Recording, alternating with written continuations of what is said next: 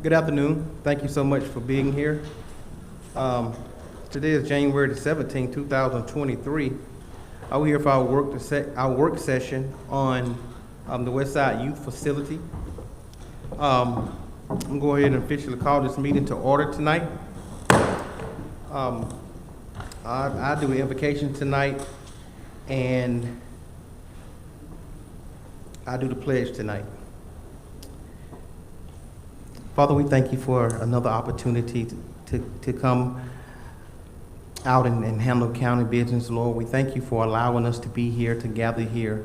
Father, we pray that you touch our community, touch our citizens, Lord, those that were impacted by the storm, God, and those that have been displaced. I pray you're covering over them, God. And I just thank you for the leadership of this community, God. Thank you for the things that you allow us to do. Lord, I pray that you touch our hearts and our minds tonight. Give us your understanding, God. Lord, bless all that are here tonight. In your Son, Jesus' name we pray. Amen.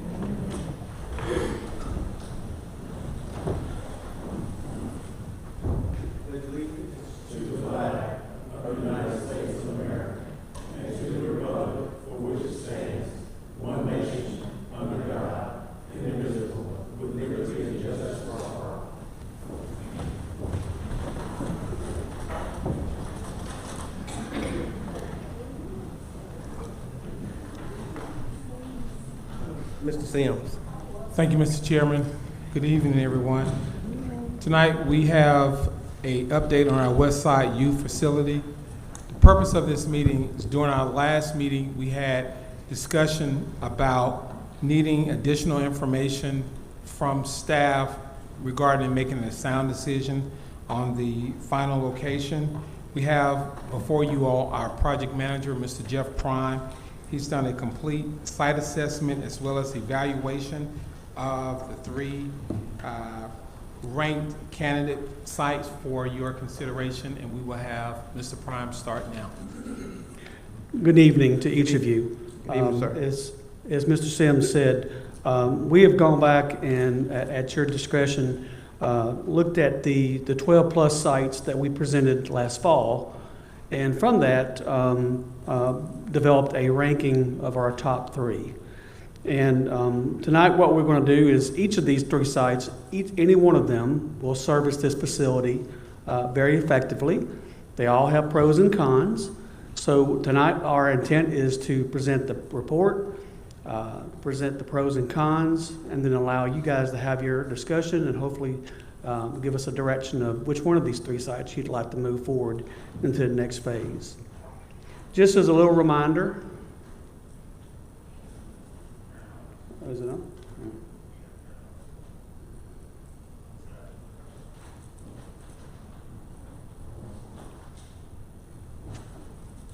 As you may remember, when we looked at the candidate sites, we analyzed that we needed a minimum of 3 to 4 acres for a standalone facility. 5 to 6 was a mid-range. It gave us a little opportunity for some outdoor program space, and then anything above that could be eligible for co-location of other facilities, specifically parks and recreation facilities, if that was something that we wanted to do in the future. We also narrowed our investigation into the highest population density area on the western side of the county. And as you can see in this circle, it includes a portion of District 2, 3, and a little small section of District 4. The three candidate sites that we're bringing to you tonight, first is candidate site number 1, which is the Wright Monk property, which is located in District 3. The second one is candidate 2, which is called Crescent Circle, located in District 2. And then the last one, and candidate number 3, is the Addison / Boys and Girls Club property, which is located in District 4. We'll start off with District 3. Oops. So as you can see here, the Wright Monk property is located right off of Fairview Road. It is comprised of 5 parcels that totals a little over 60 acres. So it certainly meets the minimum, but also provides with the future ability of other facilities if we wanted to for co-location. So the analysis of the pros and cons goes as follows. On the pro side, it is accessible directly from the Fairview Road. It is a willing sellers. It has direct access to water, electrical, and gas utilities. It does afford the ability to co-locate other parks and recreation or other facilities. On the con side, it requires a significant investment to purchase the properties from the family members. The appraised value is just over $2.3 million. So subtracting that from our project budget would leave us with just a little over $2 million after purchase. Obviously, that would not be enough to build the building at that point, so we'd have to look at additional funding structures to help us finalize that project. The rear track does have some difficult topography that we'd have to deal with in the future. And it is located on the northwest fringe of the highest population density area. And that's going back here, you can see it's located on kind of the northeast, northwest segment of the actual density population area. On the connection and transportation, the site is adjacent to multiple neighborhoods along Fairview Road. However, this site would require transportation to the other neighborhoods in the highest population density area to serve the other youth. This is pretty much for all three sites. Neither of the three sites are going to be able to afford all neighborhoods to have direct access. So transportation is something that's going to have to happen for each of them, but we put it in the report just to be fair. So that is candidate site number 1. All right. So candidate site number 2, Crescent Circle. It is 2 tracts that total just under 74 acres, located off of Salem Road. On the pro side, it is accessible directly from Kirkland and Salem Road. One tract fronts Salem Road, one tract has direct access through a adjacent neighborhood to Kirkland Road. It is adjacent to multiple nearby neighborhoods off of both Kirkland and Salem Roads. It has access to all the utilities. It also, because it's over the minimum requirements, can afford co-location with other park facilities, and it certainly can handle a standalone facility. There's already some roadway and utility infrastructure in place. The developer who started that on the track that is adjacent to Salem Road already put in some of the utilities and also some of the roadway. And it is located centrally within the highest population density area. So going back, you can see that it's fairly centered in the actual circle that we were looking at. On the con side, what we did not have a formal appraisal, but in talking with Patrick and the attorney, and looking at the values of the properties based upon tax assessment, we used the same appraisal per acre value to get to this number right here. So the total estimated value of cost would be about a little over $2.7 million to purchase, leaving us just under $1.5 million. Obviously, that, once again, would require additional funding to build the facility. It does have a wide range of topography on each of the specific tracts. The tract that is fronting Salem is a little bit better than the rear tract. Once again, the attorney has made numerous attempts to talk with the owners of the property to make sure they were willing sellers. There is a for sale sign on the property, and they have that's who we were trying to contact, but we have not, as of the report, had not received anything back from them at this point. And like I said, even though this is centrally located, and even though it has a direct access to a lot of different communities and neighborhoods, it would require some additional transportation to reach the other ones.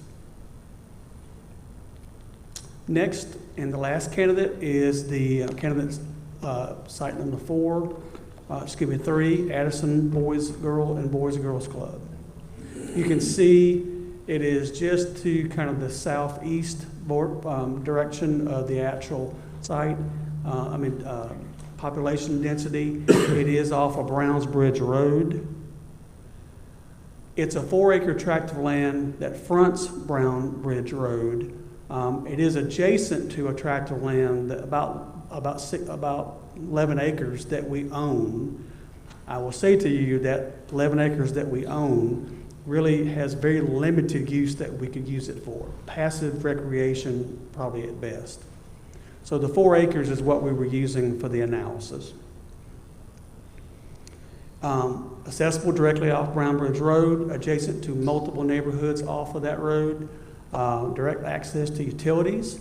It would not require significant investment in the purchase of the property because, as you see in the memorandum of understanding from the Boys and Girls Club, they would, working with the Addison family, donate the property to the county for this particular purpose. On the con side, it's located on the eastern fringe of the highest population density area. It does not afford the ability to co-locate other facilities on that property. One of the other stipulations to that property is the Addison home would need to be remain. In your packet, a year and a half ago, we did an analysis of this tract and the home. So you can see a floor plan, and we'll see it in a minute, of what that looks like. We would need to develop a design that actually attaches to that building in some kind of manner so that we could use the building plus an addition to actually make it work. Like I said, while it meets the prototypical 3-acre requirement, it doesn't afford a whole lot of ability to expand and do the program spaces. If you look at the MOU talks about how and it's too small to read off of this, hopefully you can see it better on your screen, but the general terms of the MOU is that the Boys and Girls Club would provide the donation of the property. They would then afford a staff to help run the facility. Somewhere in the range of about $350,000 annually is what they estimate the staffing costs would be. While they have a few specific programs that they must run, they would work with the county to develop a custom program that would meet the intent of programs that we choose. And it also would be a facility that could be co-located with our own Parks and Recreation staff. That's the general terms of it. This is just the general floor plan of the existing home and some photos that we took at that time on the inside and on the outside. And this was just a general idea of how we could use that particular building as a starting point. And that is our report for tonight. Thank you, sir. Sam, you had something? Yes, I also would like to recognize the email that we received from our General Counsel, Patrick, probably about an hour and a half ago, to provide additional information regarding the work session tonight. I don't know if you all had an opportunity to read over it, but it kind of talks about our current, the agreement that we have with the Boys and Girls Club, as well as provide some additional details that we might have.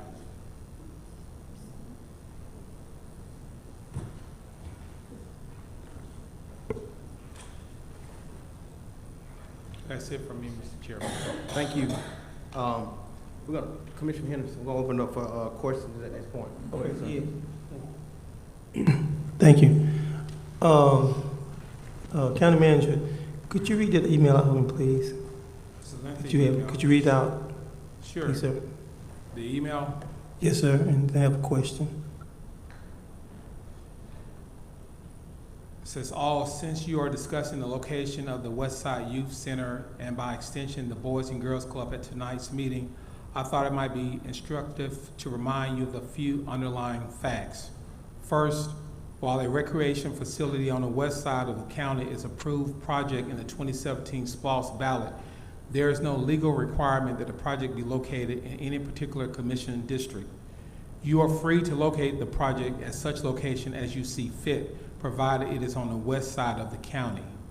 Next, the Board of Commission has voted to partner with the Boys and Girls Club. There has not been any formal agreement entered into between the county and the Boys and Girls Club. Thus, the Board of Commission is free to make such proposal, both as to location and or co-location of the club, management, programming issues, and as such, other issues as the board deems important. Further, there is no legal impediment to a decision by the BOC to reallocate those funds to a different project. However, the last action taken by the BOC with respect to the Boys and Girls Clubs appears to have been a refusal by the Board of Commission to redirect funds earmarked from the proposed partnership with the Boys and Girls Clubs to the Fairview Estates Park. The BOC rejected that proposal, thus leaving the funds earmarked for the Boys and Girls Club. Thus, unless the Board of Commission votes otherwise, staff is obligated to continue with planning to co-locate the Westside Recreation Facility with the Boys and Girls Club. The BOC is, of course, free to vote to do otherwise, but until it does otherwise, staff is obligated to proceed with a plan involving the Boys and Girls Club.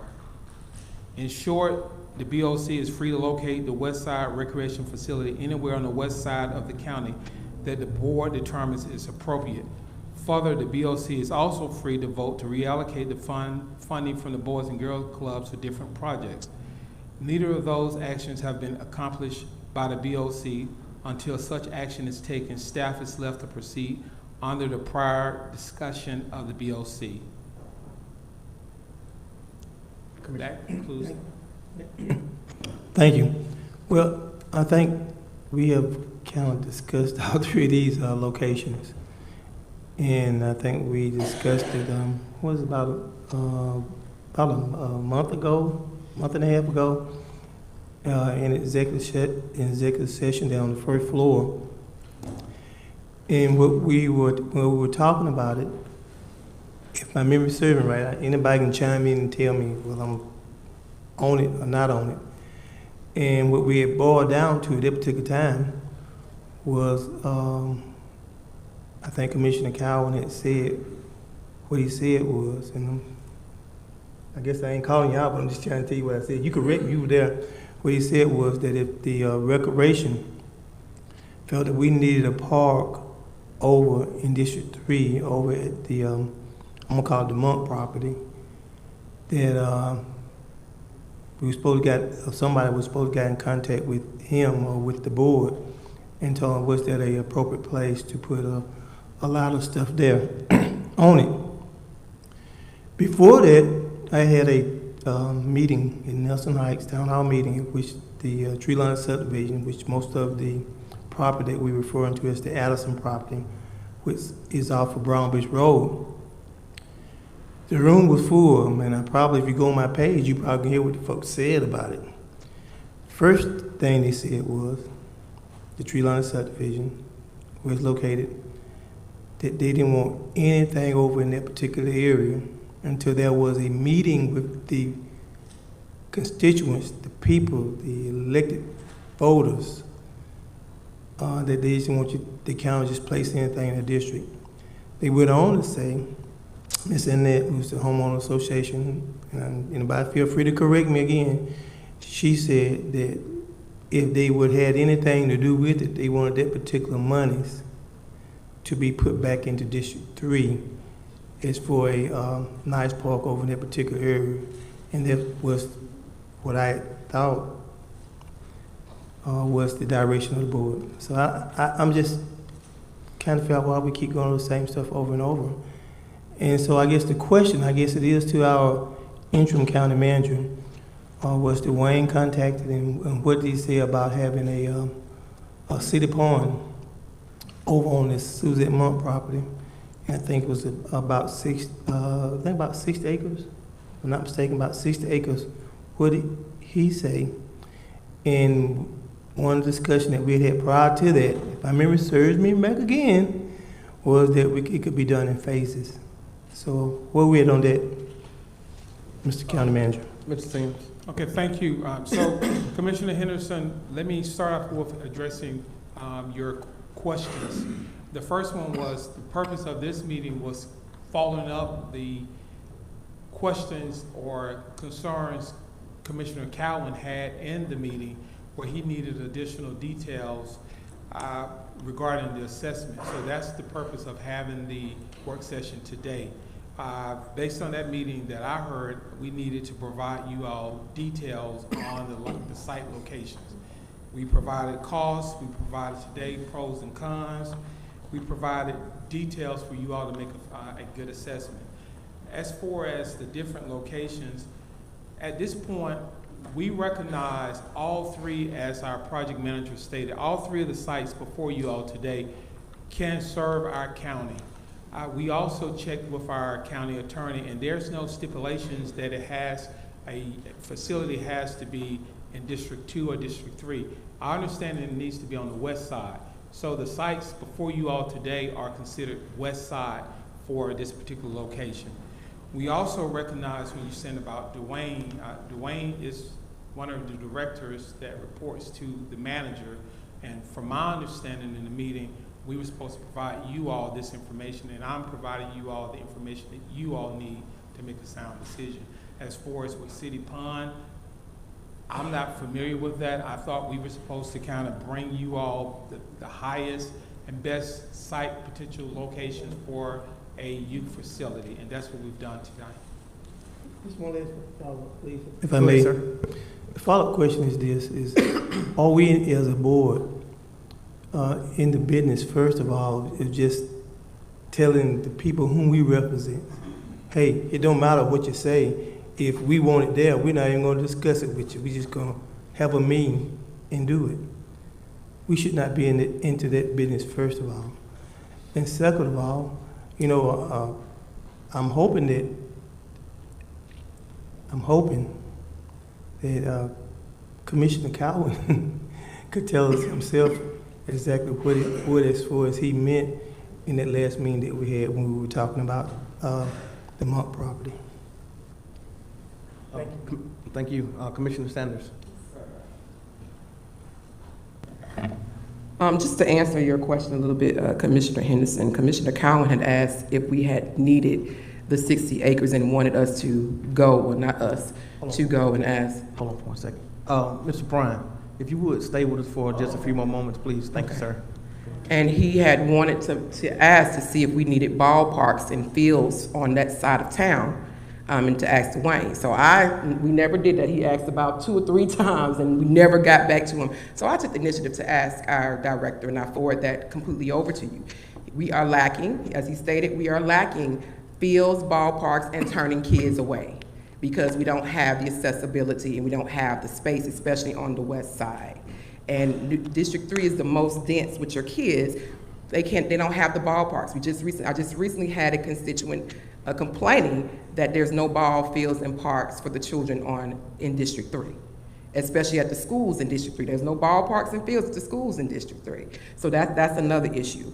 One of the things when we discussed the Boys and Girls Club, I had some companies and some nonprofits that also deals with children. And they asked me this question. I wasn't on the board then, but I did ask for concrete information. There was no evidence or no information provided by the county that we had an official agreement, nor was it placed on the referendum. So I did check that in detail. There was nothing written that stated that there was before I came on this board, that there's a previous agreement or anything written agreement with the county.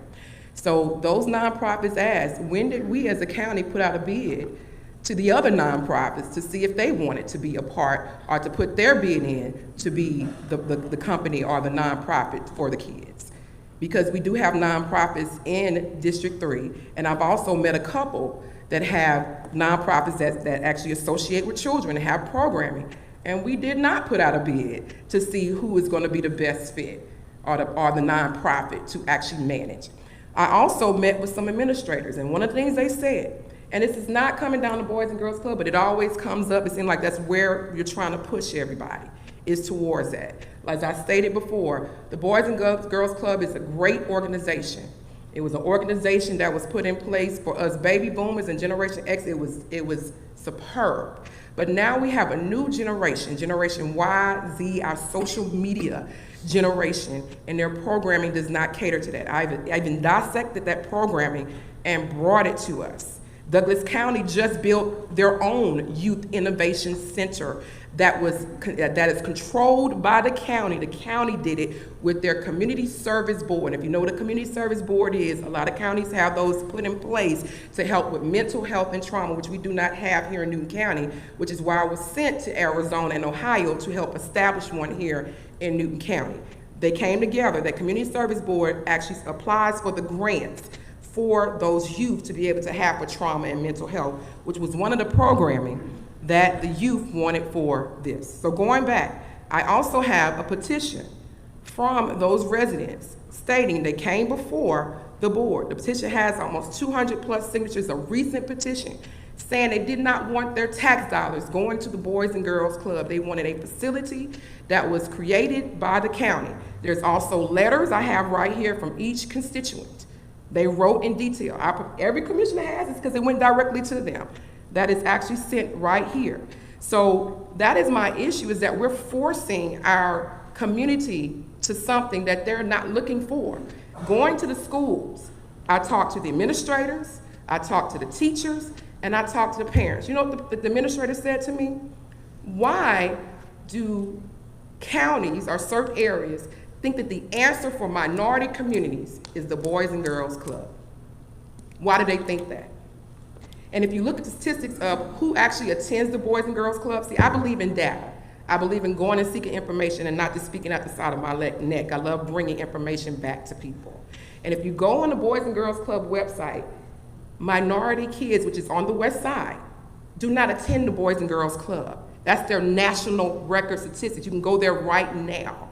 The number one race that attends, and I only can mention race because this is marketing stats, because people always want to say when you mention race, I'm mentioning marketing stats. This is on the Boys and Girls website. Are Caucasian white females. Only 19 to 13% of the youth from ages 13 to 18 attend the Boys and Girls Club. They don't go. And speaking to our youth at these schools, talking to them, they do not like. I have the stats and all the stuff written from them. I have all the details. You can see in their handwriting. They don't want to go to the Boys and Girls Club. It's not Commissioner Sanders saying this. The youth actually in the school systems said this, and administrators backed it up. They do not want to go there. I pass by there on a constant basis. During the hours they said they open, there's no kids there. So my question is, why are we investing our tax dollars into something that's not working and the kids don't want to go there? As a child stated, we keep building buildings and programming without including the youth. We're only doing it because this is what we want to do. That's not what they want. Talk to the kids and you will find something completely different from what they want in this community. And I did that. I did my research. Thank you. Thank you. Anyone else? Commissioner Cowan. Thank you, Mr. Chairman. Since my last conversation has been brought up several times, let me see if I can make it clear. First off, I remember before I left the city of Covington having a discussion with Dwayne, I think, on recreation, about the lack of football fields and football program in Newton County. We didn't have available land for it now. We had talked about we need to get one. That was when y'all were doing Wolverine Field, renovating that. We don't have much of a football youth program here. And my view on things has been, let's determine what our needs are, and then we can find the land that we need to satisfy those needs. Now, as to the Monk property, I thought we had gotten a quote on that property or actually we had an appraisal on that property. That appraisal amount was rejected, and they wanted $500,000 more, and we said, we're done, we're not doing that. That's my recollection of that. So I thought that one was gone. Now, if you want to bring in, first off, what I'd like to see is something from Recreation saying, this is what we think would work well in Newton County for the west side, whether it's football fields, baseball, I don't care what it is.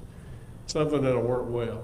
And I think we could work out an agreement with the youth, Boys and Girls Club to utilize some of a built-in facility, whatever.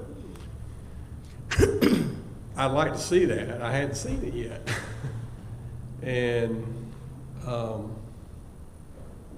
from there, you know, once we figured out what we need to figure out where to put it. And that's the question, and I said this last time, I think we're getting ahead of ourselves because we're looking for land and we ain't got a plan yet. You know, so, you know, everybody's talking different things, and I'm just a little uncomfortable with that. So hopefully I've tried to make that clear, but maybe I hadn't made it clear enough before. I'd like to see a plan incorporating some recreational needs for the county. And then once we figure out what our needs are, we can identify land that will to be suitable for that, as long as that land is within a price range that we're willing to pay. Typically on a contract, if a person makes an offer and that offer is rejected, deal's over unless you come back. So that's where I'm at. Thank you, sir. Mr. Sims. Thank you, Mr. Chairman. Commissioners, regarding the property that is before us again, you're correct. That was presented to our legal team and that offer was rejected. However, our project manager did do a complete assessment of our availability of land in that area to accommodate some of the needs within the county, and that particular land still came up as far as availability. In regarding to Commissioner Henderson question, I kind of understood it a little different when Commissioner Sanders was talking. Yes, the director has identified to me that we do need ballparks in our western part of our county. There's a lack of that. That is also an area of explosive growth as far as with our population in that part of our county. So yes, we need space, we need land to accommodate that. And that is also why this particular property is before us again, as well as for the project manager would like to add something. The other thing that I just want to remind us of too is that, you know, we did a comprehensive park master plan. One of the analysis was to look at each of the districts, look at each of our programs and determine where our needs were. Out of that, a Westside community park, a minimum 50-acre parks and recreation facility was identified. It was placed on the referendum. The referendum for SPLOST 23 passed. Later on tonight, you'll see a presentation from us about how we want to move forward with the Tier 1 projects. That is in Tier 1. So we are going to be looking at addressing those particular needs, but those are SPLOST 23. This is a SPLOST 17 project that we need to move forward with, and it can stand on its own or it can be connected. It all depends on how we want to move forward with y'all's direction. Thank you, sir. Commissioner Sanders, then Commissioner Edwards. Yes. Just to add on, as you mentioned, inter-county manager, District 3, if you know about, there's Westgate subdivision that's being built. Then you know there's another subdivision being built on Harold Dobbs.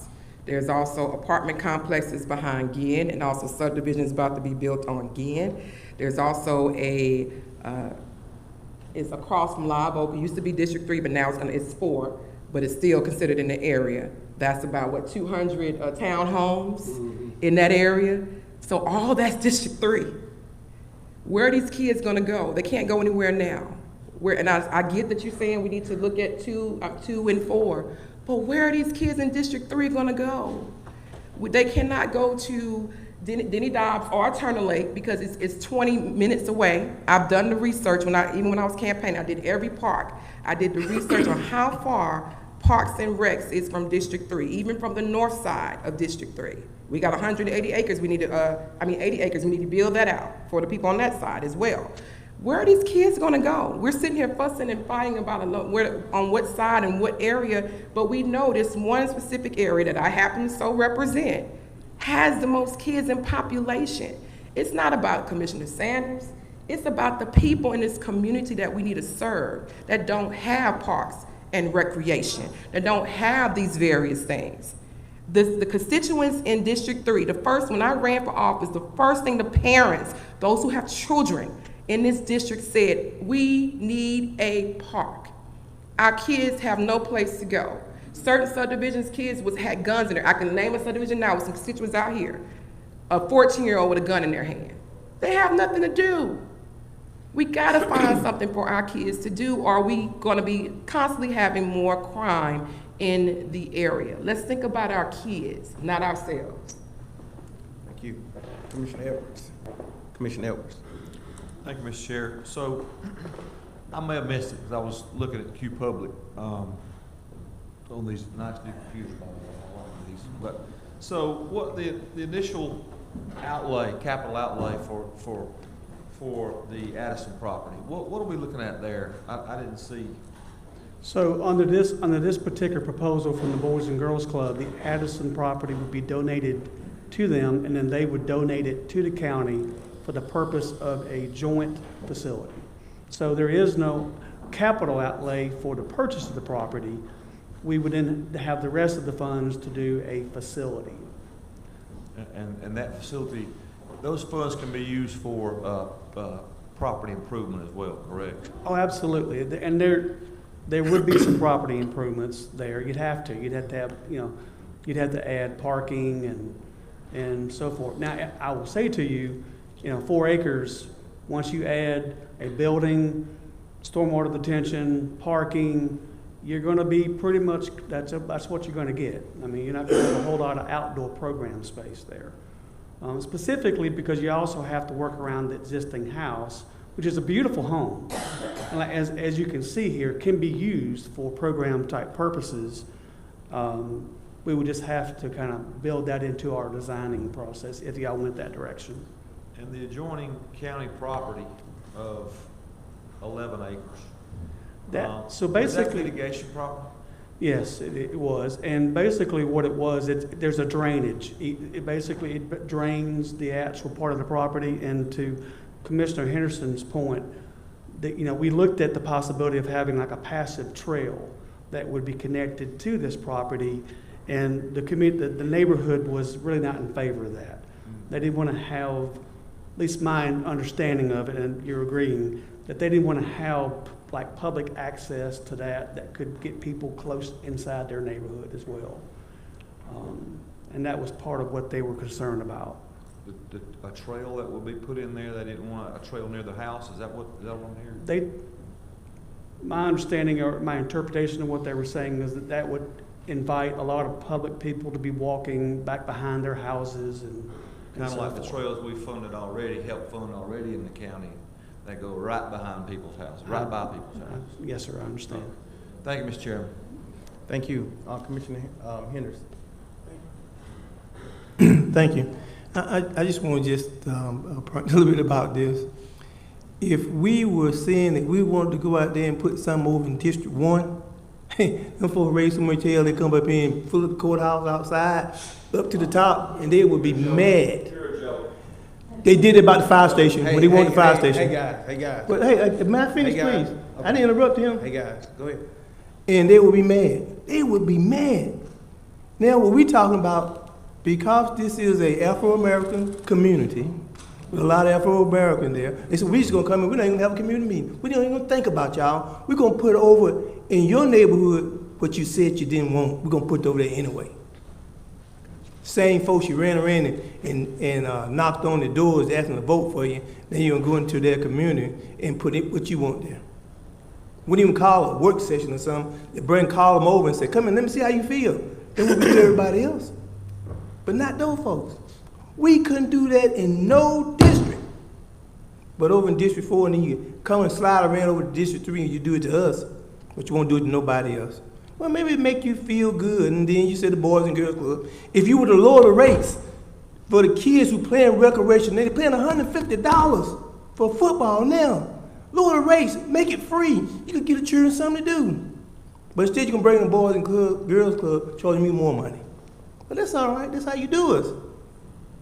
You're taking away from our community, and you're making us not first-class citizens, but second-class citizens that you don't think enough to even have a conversation with. Just throw it over in their neighborhood because that's something you want.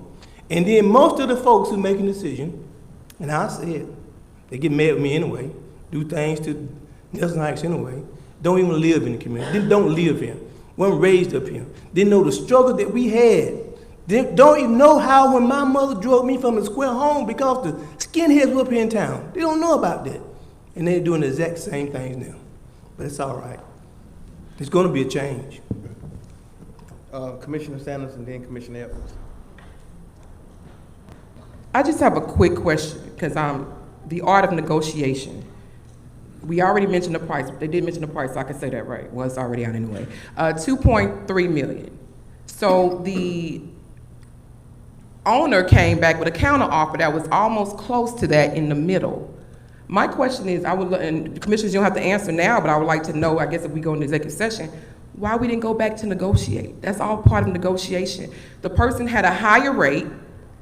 They saw what we sent them for, the rate that it was appraised for. They came in the middle with their price from what the appraisal was and from what they asked for. That's negotiation. That's the art of negotiation.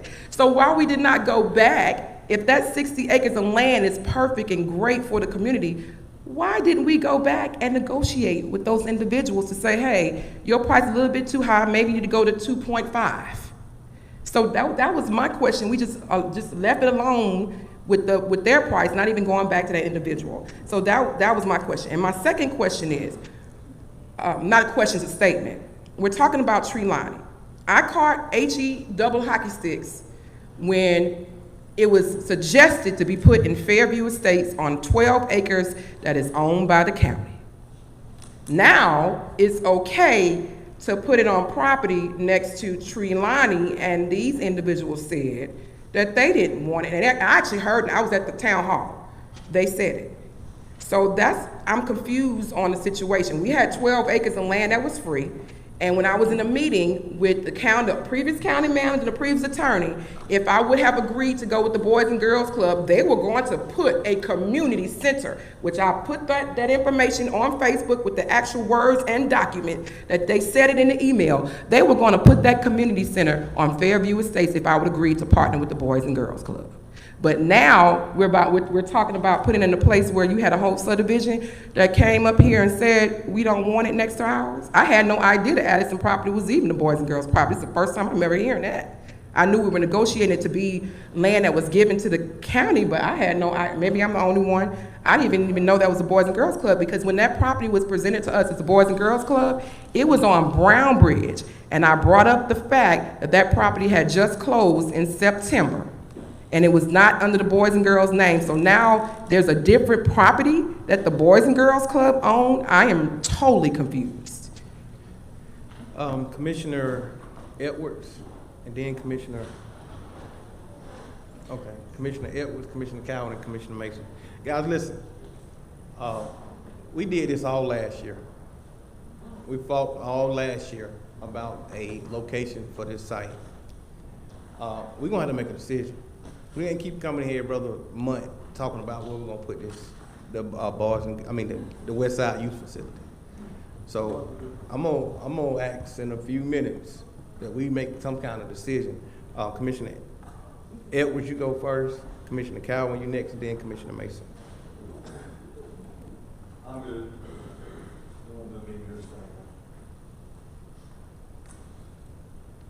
take a vote, but you can discuss. Commissioner Cowell, go ahead.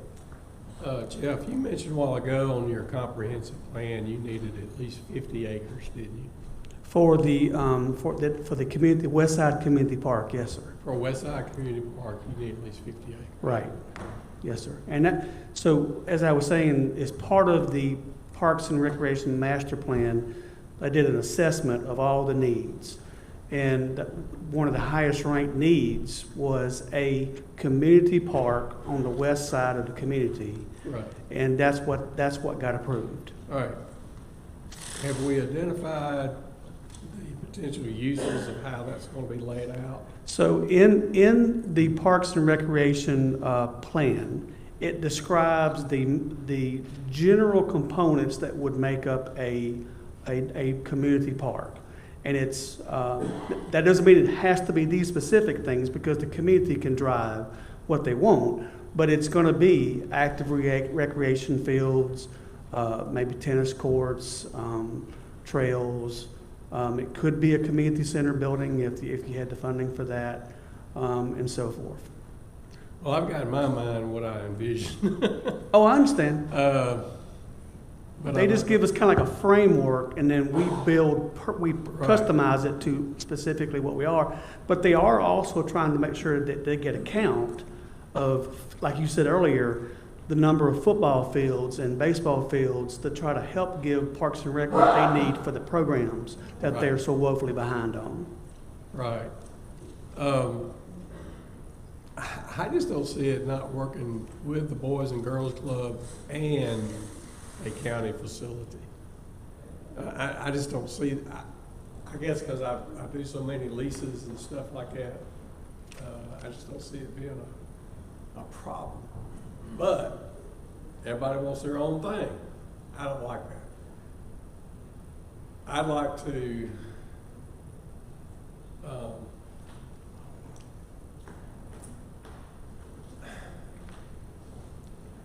well, I think the Monk property, when we looked at that initially, the appraisal was less than what they wanted, about $500,000. That's what I remember.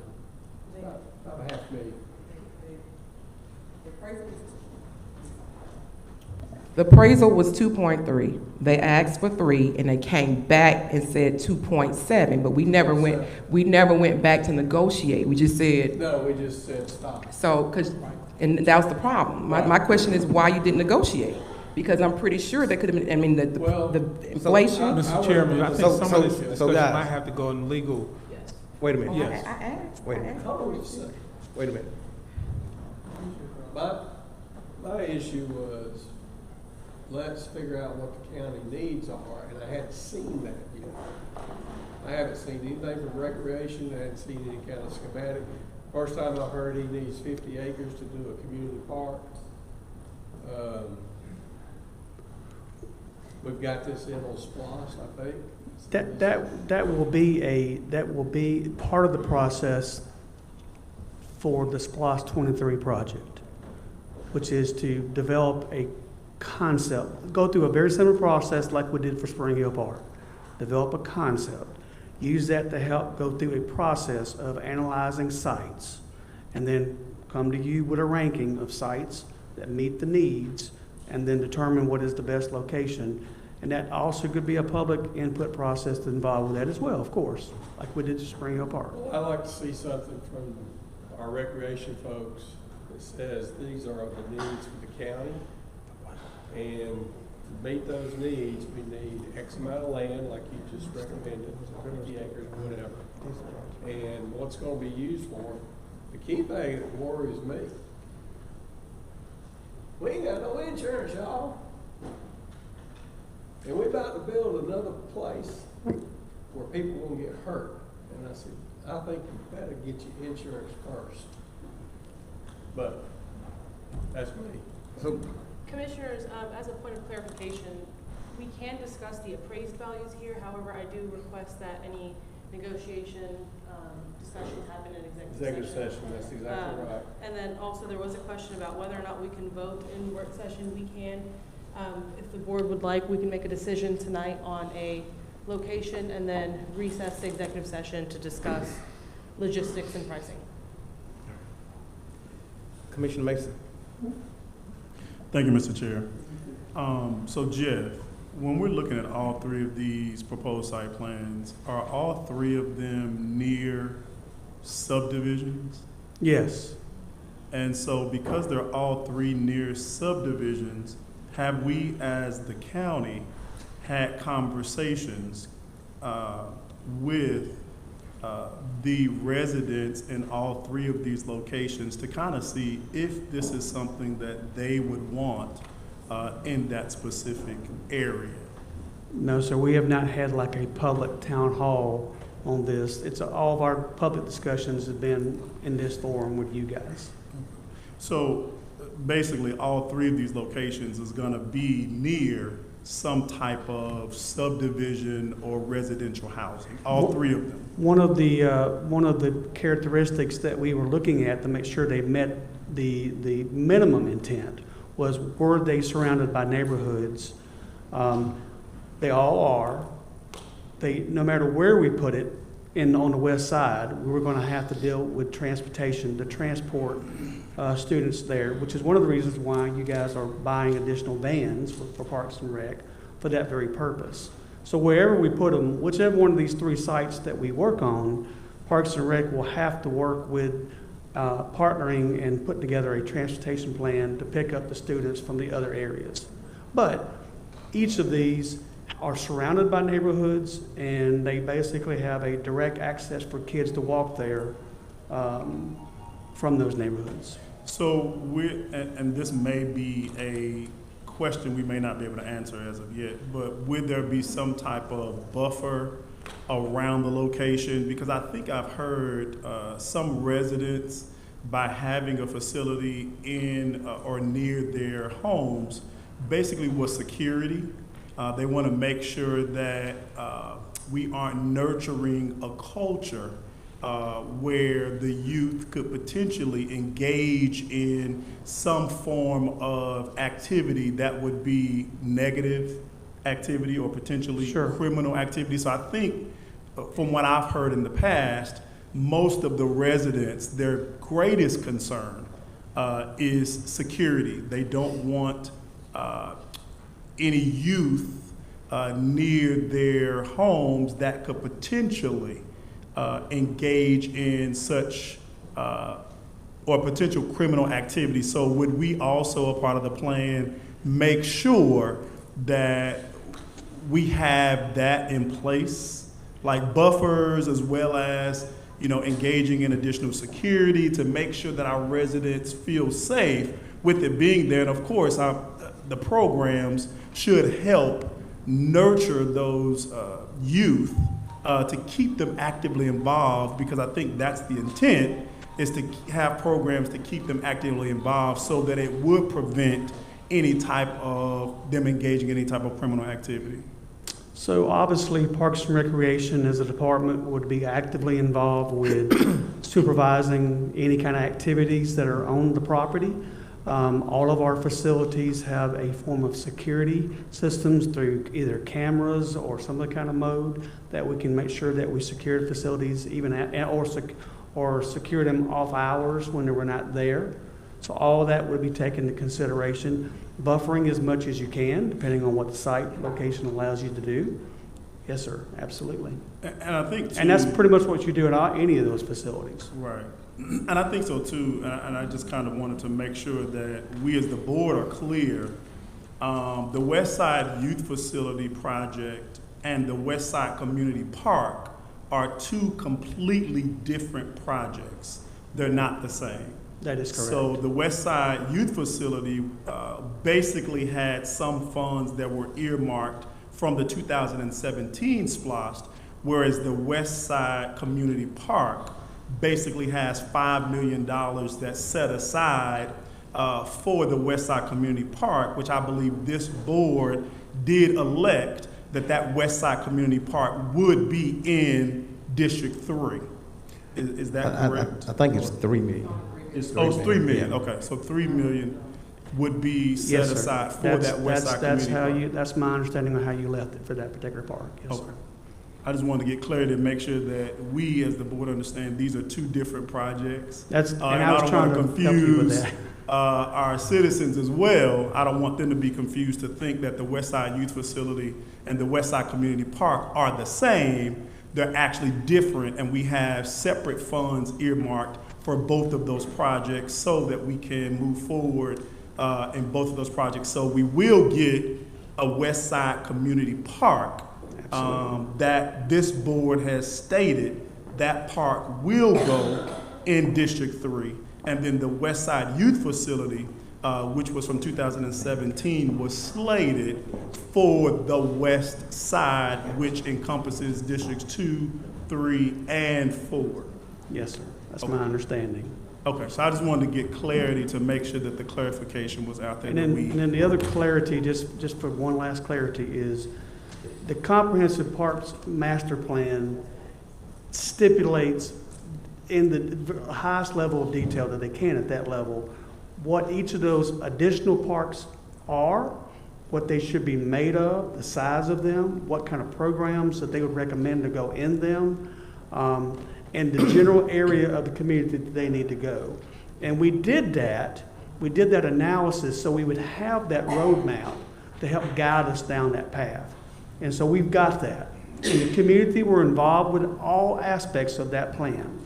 And one last question. So depending on wherever this board decides that they want the Westside Youth Facility, before any diagrams, plans, any of that, would we as the county involve the residents in that particular area to actually help engage in what those plans are going to look like? So we're not going to just come in as the county and say, hey, we're putting it where we want and we're putting there what we want, but we are going to get feedback and input from those residents in the specific area that this board chooses.